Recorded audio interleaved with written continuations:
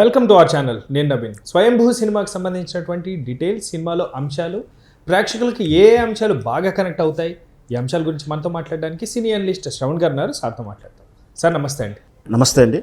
So స్వయంభూ సినిమాకి సంబంధించినటువంటి review అంటే ఏ అంశాలు ప్రత్యేకంగా మాట్లాడుకోవాల్సి వస్తుంది? నిఖిల్ హీరోగా, నిఖిల్ ఒక లవర్ బాయ్గా మనకు పరిచయం అయినటువంటి నిఖిల్ క్రమేపీ ఎదుగుతున్న క్రమం మనం చూస్తూ ఉన్నాం. ఇది 20వ సినిమా స్వయంభూ అనేది. సోషియో ఫాంటసీ, విజువల్ ఎఫెక్ట్స్ తోటి, భారీ తారాగణంతో, భారీ బడ్జెట్ తోటి, పాన్ ఇండియా స్టైల్గా, పాన్ ఇండియా రేంజ్లో తమిళ్, తెలుగు, ఇంగ్లీష్ ఇట్లా రిలీజ్ అవుతూ వస్తున్నటువంటి స్వయంభూ చిత్రం తాలూకు ట్రైలర్ రిలీజ్ అయింది. అద్భుతంగా ఉంది. అది పెద్ద హీరో, పెద్ద డైరెక్టరు చిత్రము అనేలా అనిపించేలా. అంటే ఇతను చిన్నవాడని అనడం కాదు, కానీ మనకు రాజమౌళి బాహుబలి రేంజ్లో ఆ రెండు వర్గాల యుద్ధం. సినిమా కూడా ఏంటంటే భరత్ కృష్ణమాచారి దర్శకత్వంలో ఈ చిత్రం వస్తుంది.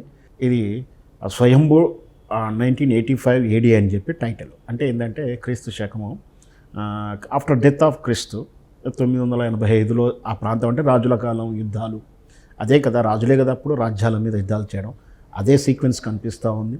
ఆయన వీరోచితంగా పోరాడినటువంటి వీరుళ్ళ, ఏదైతే బాహుబలిలో ప్రభాస్ను చూసామో ఆ ప్రభాసు తాలూకు ఫ్లేవర్ తోటే నిఖిల్ కనిపిస్తూ ఉన్నాడు. ఎక్కడ బాడీ ట్రాన్స్పిరేషన్, పెర్ఫార్మెన్స్ ట్రాన్స్పిరేషన్ కూడా స్పష్టంగా కనపడతా ఉంది. సహజంగా ఆయన 20 చిత్రాల్లో కెరియర్లో కూడా హ్యాపీ డేస్ మొదటి చిత్రం, ఆ తర్వాత పెద్దగా రాలేదు. కానీ కార్తికేయ చిత్రంలో నుంచి మంచిగా అతను 1 and 2లో కానీ ఆ తర్వాత చిత్రాల్లో మంచిగా రాణింపు తీసుకొచ్చాడు. సో తనదంటూ ఒక మార్క్ తీసుకుంటూ, సరే అది హిందూ మనోభావాలు, ఈ శక్తుల పేరు మీద ఆడించుకున్న తన పెర్ఫార్మెన్స్ కూడా బాగా చూపించుకొని, తనకంటూ స్పెషాలిటీ పెంచుకొని, తనదేదో తాను స్వయం ఇది సినిమా పేరు స్వయంభూ అని. వాస్తవానికైతే నిఖిల్ని స్వయం శిల్పిగా చెప్పవచ్చు. నేనైతే తనగా తన కెరీర్ నిలబెట్టుకుంటూ, ఎలాంటి సపోర్ట్ లేకుండా, ఆయనమే గోల్డెన్ స్పూన్ లెగసీ తీసుకొచ్చుకున్నటువంటి హీరో కాదు. బట్ మంచి స్టాండర్డ్తో ఇంత పెద్ద పాన్ ఇండియా రేంజ్ సినిమా చేయగలుగుతున్నాడు అంటే అర్థం చేసుకోవచ్చు. ఇకపోతే ట్రైలర్ విషయం చూసుకుంటే, ట్రైలర్ ముందే చెప్పినట్టు అది పెద్ద హీరోల తాలూకు చిత్రంలా అనిపించేలా ఉండటం, ఆ యుద్ధ సీక్వెన్స్, దాంట్లో తనకి చెప్పినటువంటి డైలాగ్ కూడా ఒక వ్యక్తే కదా అనుకోవడం వదిలేస్తే, ఇంటి దాకా వస్తాడు, ఇళ్ళే కదా అని వదిలేస్తే ఊరు మొత్తం వెళ్ళాల్సి వస్తుంది, ఊరు మొత్తం వస్తే రాజ్యమే అప్పచెప్పాల్సి వస్తుంది. అయినా ఇదేదో నీతి అనుకుంటున్నావు కాదు, ఇది నిజం అంటూ ఆయన వీరోచితంగా దాడి చేసే విధానాలు. అంటే ఒక వీరుడు ఏం చేస్తాడు? విజయమో వీర స్వర్గమో అని వెళ్ళాలి కదా వీరుడు అనేవాడు. అంటే ఒక సైన్యాధ్యక్షుడు కావచ్చు, రాజు కావచ్చు, ఒక గ్రామం కోసము, ఒక తెగ కోసం నిలబడేటువంటి సోల్జరు ఎలా త్యాగాల కోసం వీరోచితంగా ధైర్యసాహాలు చూపిస్తాడో ఆ క్యారెక్టర్ తరహా కనిపిస్తూ ఉంది. అది స్పష్టంగా అర్థమయ్యేలా కన్విన్సిబుల్గా పిక్చరైజేషన్ బాగుంది. దాంతోపాటు BGM అయితే బాగానే ఉంది. తర్వాత హీరోయిన్ కానీ అదంతా కూడా మొత్తం మీద అయితే ఇది పాన్ ఇండియా రేంజ్లో నిలబడేటువంటి స్టార్గా అయితే నాకు అనిపిస్తుంది. కానీ ఎక్కువ టెక్నికల్గా అండ్ గ్రాఫిక్స్ కూడా ఎక్కువ వాడినట్టుగా తెలుస్తుంది. ఖచ్చితంగా. సో అవి ప్రేక్షకులకి ఎంతవరకు కట్టి పడేసారు? ఖచ్చితంగా ఈ రోజుల్లో నేను మొదటి నుంచి చెప్తా ఉంటాను, ఈ రోజుల్లో ప్రేక్షకుడు థియేటర్కి వచ్చి 100-200 రూపాయలు టికెట్ పెట్టి కొనుక్కొని సినిమాలు చూసేయాలంటే అది ఏ విధంగానూ ఎంతో అట్రాక్టబుల్గా ఉండాలి. సినిమా అన్నప్పుడే బాగున్నదల్లా పోవాలని లేదు కదా అనేది ప్రేక్షకుడు ఆలోచిస్తున్నాడు. ఇంకా పోతే ఏమిటంటే 10 రోజులు పోతే మనకు OTTలోనో ఇంకా టీవీలోనో ఎక్కడో చూడొచ్చులే అన్నటువంటి ధోరణిలో ఉన్నారు.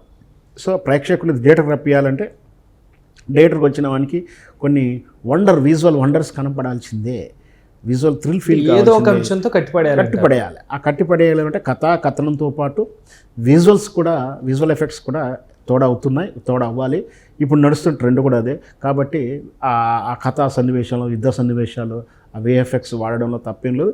భారీ చిత్రమైనా, భారీ ఖర్చు అయినా పాన్ ఇండియా రేంజ్లో తీస్తున్నారు. ఆల్రెడీ కార్తికేయ లాంటి చిత్రాలను బిజినెస్ సక్సెస్ఫుల్గా చూపించిన హీరో కాబట్టి ఆయన మీద రిస్క్ తీసుకుని అయినా సరే, అంటే రిస్క్ అంటే వర్కౌట్ అవుతుందని చెప్పి నమ్మకంతో పెట్టారని చెప్పొచ్చు. అండ్ సినిమా విషయానికి వస్తే కొంచెం భారీ చిత్రాలు అయితే ప్రతిసారి కూడా రిలీజింగ్ ముందు ఎదురయ్యే ప్రధానమైనటువంటి సమస్య టికెట్ రేటు. అంటే భారీ చిత్రాలకైతే చాలా ఓపెన్గానే మాట్లాడుకునే సిచ్యువేషన్ ఉంటుంది. కానీ ఇలాంటి సినిమాలకి గోప్యంగానో లేకపోతే చెప్పలేక అడగలేక కొంచెం తర్జన భర్జన పడుతూ ఉంటారు. సో టికెట్లు ఎలా ఉండబోతాయండి ఇట్లాంటి సినిమాలకి? నాకున్న అవగాహన ప్రకారం ఈ టికెట్ రేట్లు బెనిఫిట్ షోల ట్రెండ్ పోయినట్టే. ఎందుకంటే రెండు రాష్ట్రాలు రాజకీయ చట్టంలో సినిమా పరిశ్రమ ఎదికించేసి హీరోలు ఇగోలు రాజకీయ నాయకుల ఇగోస్టిక్ షాడిజాన్ని ఇప్పుడు సినీ పరిశ్రమని అతలాకుతలం చేసింది.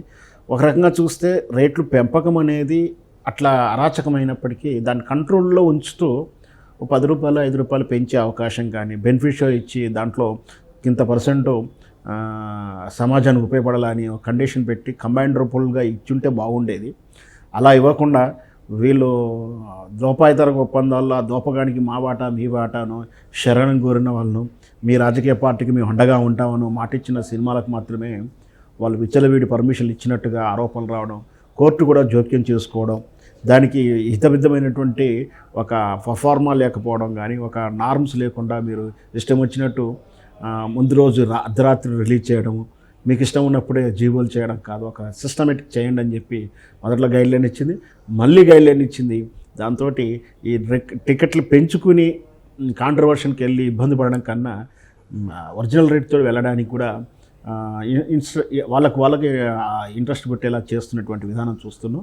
బహుశా రేట్ల పెంపు అనేది కొంచెం ఇంత ఈజీ కాకపోవచ్చు భవిష్యత్తులో. అన్నిటికన్నా ముఖ్యంగా ఏంటంటే ఈ మధ్యకాలంలో ఇంకొక ట్రెండ్ కూడా నడుస్తూ ఉంది. చిన్న తరహా చిత్రములు మేము అధిక ధరకు కాదు ఇంకా ఉన్న టికెట్ ధరకు 20 రూపాయలు తగ్గించే సినిమా చూపిస్తున్నాం అంటూ కూడా వాళ్ళు కూడా ఒక పబ్లిసిటీ స్టంట్ వాడుతూ వాళ్ళు సినిమా టికెట్లన్నీ తగ్గించుకొని చూస్తున్నాం. సో అది ఏదన్నా సరే సినిమాకు ఏదైతే బాగుంటుందో ఏదైతే అప్లికేబుల్ ఉంటుందో ఆ ట్రెండ్ ప్రకారం అది ఫాలో అవుతున్నారని చెప్పొచ్చు. అండ్ ఇంకొక విషయం సార్, లాస్ట్ ప్రశ్నతో ముగిద్దాం.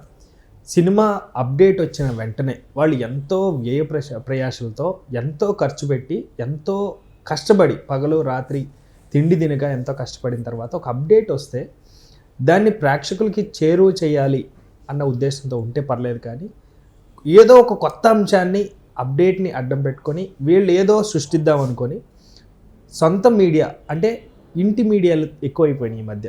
అంటే మిడిమిడి జ్ఞానంతో ఇంట్లో ఒక ఫోన్ పట్టుకొని చేస్తూ ఉన్నారు. తప్పనట్లేదు, కానీ కొంతమంది చేసే ఈ రాంగ్ డైరెక్షన్ అనే సినిమా పైన ఎఫెక్ట్ పడుతుందా?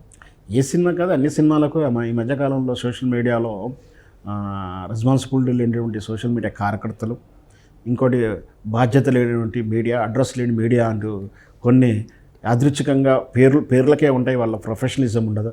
అట్లాంటివి కొంతమంది గాసిప్స్ కానీ తమకు నచ్చని హీరోని కానీ తమకు నచ్చని రాజకీయ పార్టీల గురించి కానీ తన ఇష్టానికి వ్యతిరేకంగా ఉన్నటువంటి ఏదైనా సరే ఆయన పిచ్చికి ఆనందానికి ఏదైతే వ్యతిరేకం అనిపిస్తుందో అన్ని ట్రోల్ చేయడం, ఇష్టం వచ్చినట్టు రాయడం ఇవన్నీ జరుగుతూనే ఉన్నాయి. వాటి మీద ఎప్పటికప్పుడు చట్టాల్లో మార్పు తెస్తున్నా కూడా ఇంకా అవి జరుగుతూనే ఉన్నాయి.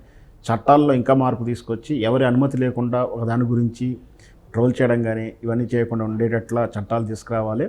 అలాగే ఇప్పుడు మనం ఈ మధ్యకాలం చూసాం, చిరంజీవి గారు కూడా ఇట్లాంటి అనుమతి లేకుండా మనని వాడడం కానీ దాన్ని నెగిటివ్గా ప్రాపగండం చేయడం కానీ వార్తలు రాసుకోండి, అనుమతి లేని వాటికి వార్తలు రాసుకోండి తప్పేం లేదు. కానీ వాంటింగ్లీ చేసేటువంటి ఆ ప్రాపగండాలు ఏఐ క్రియేషన్ తోటి కానీ ఫోటోషాప్ వర్క్ తోటి ఫేక్ ఫోటోలు క్రియేట్ చేసి లేనిది అబద్ధాలు సృష్టించవద్దని చెప్పి కూడా తన కోర్టు నుంచి ఆర్డర్ తెచ్చుకోవడం జరిగింది. అట్లాంటిది అందరూ గుర్తించాలంటే స్పెషల్ చట్టాలు కూడా ఇంకా రావాలి. Thank you sir, thank you so much. Thank you viewers, bye.